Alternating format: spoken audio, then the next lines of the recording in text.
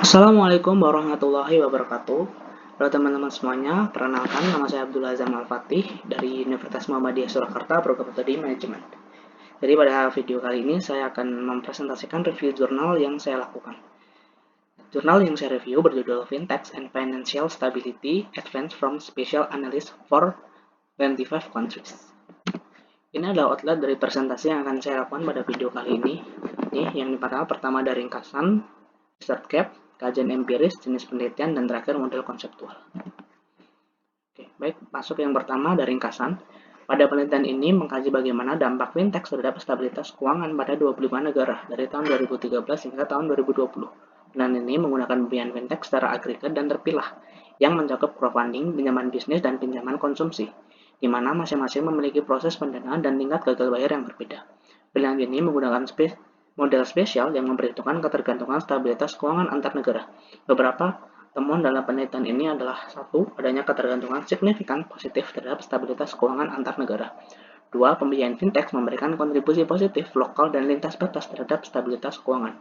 Dan ketiga, dari tiga pembiayaan fintech terpilih, secara garis besar, crowdfunding berpengaruh positif signifikan terhadap stabilitas keuangan, sedangkan pinjaman konsumsi berpengaruh negatif signifikan terhadap stabilitas keuangan.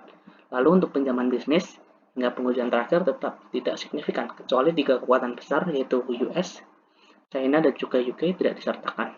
Yang dimana jika tidak disertakan, hasilnya adalah berpengaruh positif signifikan terhadap stabilitas keuangan. Selanjutnya ada research gap. Research gap dari penelitian ini yaitu adalah pengukuran fintech hanya menggunakan lembaga pembiayaan non-perbankan. Oleh karena itu perlu dilakukan penelitian lebih lanjut yang melibatkan lembaga keuangan perbankan untuk melihat hasil yang lebih baik dan akurat. Karena saat ini lembaga pembiayaan fintech juga memiliki kontribusi besar dalam perkembangan lembaga keuangan perbankan. Berikut adalah kajian empiris yang terdapat dalam penelitian ini. Yang pertama dilihat dari sektor perbankan. Menurut penelitian dari Bana dan kawan-kawan pada tahun 2021 menunjukkan bahwa peningkatan tingkat inklusi keuangan berbasis fintech memberikan kendali atas perilaku pengambilan risiko di 534 bank di 24 negara yang tergabung dalam Organisasi Kerjasama Islam atau OKI. Kedua, menurut penelitian dari Daud dan kawan-kawan pada tahun 2022 menyelidiki hubungan fintech dengan stabilitas keuangan di 63 negara dari tahun 2006 hingga 2017.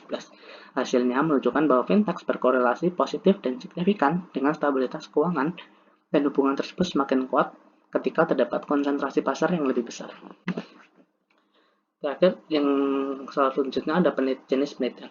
Penelitian ini termasuk dalam penelitian deskriptif kuantitatif. Walaupun menggunakan pengukuran dengan angka, namun penelitian ini tidak termasuk dalam penelitian kuantitatif karena penelitian ini tidak menguji hipotesis dan juga menemukan hubungan akibat. Penelitian ini mengumpulkan data yang dapat diukur dengan memberikan gambaran rinci tentang suatu populasi atau fenomena melalui teknik pengumpulan data observasi. Sehingga penelitian ini tidak termasuk dalam penelitian deskriptif kuantitatif. Oke. Terakhir ada kerangka konseptual. Yang pertama ada fintech sebagai variabel independen, yang dimana ada 4 pengukuran. Yang pertama ada agregat fintech yang mendukung pembiayaan, crowdfunding, pinjaman bisnis, dan pinjaman konsumsi. Untuk agregat fintech diukur dengan gabungan volume pembiayaan fintech setiap negara.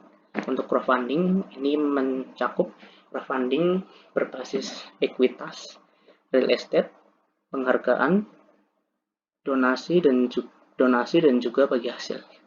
Untuk pinjaman bisnis, ini juga mencakup pinjaman bisnis neraca dan pinjaman bisnis peer-to-peer. Pinjaman konsumsi juga berbasis pinjaman bisnis neraca dan pinjaman bisnis peer-to-peer, di mana keempatnya disesuaikan dengan PDB per kapita, setelah itu diambil logaritma naturalnya. Yang kedua, ada variable control. Variable control digunakan untuk mengendalikan lingkungan keuangan dan ekonomi masing-masing negara. Variabel kontrol yang digunakan dalam penelitian ini adalah utang publik, tingkat pertumbuhan PDB, CPI, kebijakan ekonomi, dan juga inflasi. Semuanya dihitung menggunakan persentase kecuali kebijakan ekonomi. Kebijakan ekonomi dihitung dengan logaritma natural.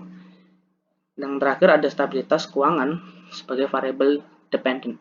Variabel stabilitas keuangan dihitung menggunakan indeks yang dimana terdapat 18 indikator. Baik teman-teman semuanya, jadi sekian tadi presentasi yang bisa saya sampaikan. Saya menulis sumbernya di sini buat teman-teman yang ingin mengakses jurnal yang saya review ini untuk dijadikan sebagai referensi. Teman-teman bisa langsung search saja. Ya, sekian dari saya. Jika ada kesalahan, salah kata, maupun salah penyampaian, saya saya mengucapkan saya mohon maaf yang sebesar-besarnya. Berkata, wassalamualaikum warahmatullahi wabarakatuh.